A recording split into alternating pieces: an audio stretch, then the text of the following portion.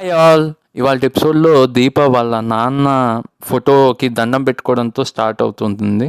So ఆయన తద్దినం కాదు, మాస్కం కాదు, సీరియల్ కదా, దండం పెట్టేస్తుంది, ఆయనకి దొరుకుంటుంది కదా.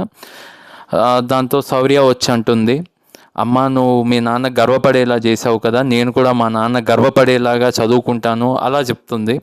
సో దాంతో అక్కడి నుంచి ఉన్నట్టుండి శివనారాయణ ఇంటికి వెళ్ళిపోతుంది సీరియల్. అదే వాళ్ళ మాజీ అల్లుడు రెండవ పెళ్ళి మంచి అమ్మాయిని చేసుకున్నాడు కదా, ఆయన వస్తాడు భార్యను తీసుకొని వచ్చి గొప్పలు చెప్పుకుంటాడు. లైక్ నేను మంచోడిని, మీకన్నా మంచోడిని, ఇట్లా డబ్బులు శౌర్య ఆపరేషన్కి నేనే ఇచ్చానంటే శివనారాయణ బాగా తిడతారు, అందరు వెళ్ళిపోమంటారు, అయినా ఆయన వెళ్ళడు. అండ్ వెళ్ళకపోయేసరికి ఇంకేవో వాళ్ళ పాత జ్ఞాపకాలన్నీ తోడుకుంటుంటారు. ఇలా అయింది, నేను మంచోడిని అంటే నేను మంచోడిని అంటాడు.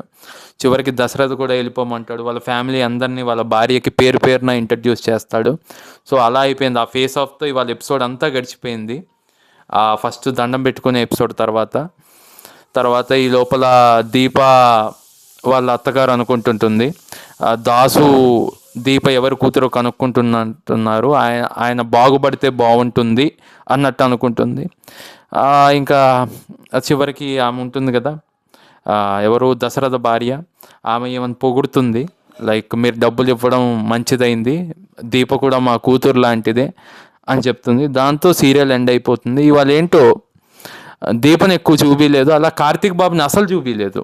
ఏంటో మరి కార్తీక్ బాబు షూటింగ్కి రాలేదేమో ఆ రోజు. సో అదండి ఎపిసోడ్ అలా క్లోజ్ అయింది.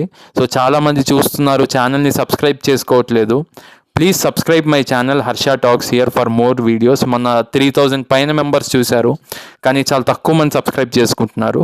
సబ్స్క్రైబ్ చేసుకోండి, అలానే బెల్ ఐకాన్ నొక్కండి, సో దట్ మీకు ఫర్దర్ రివ్యూస్ కూడా నోటిఫికేషన్స్లో వస్తాయి. బాయ్.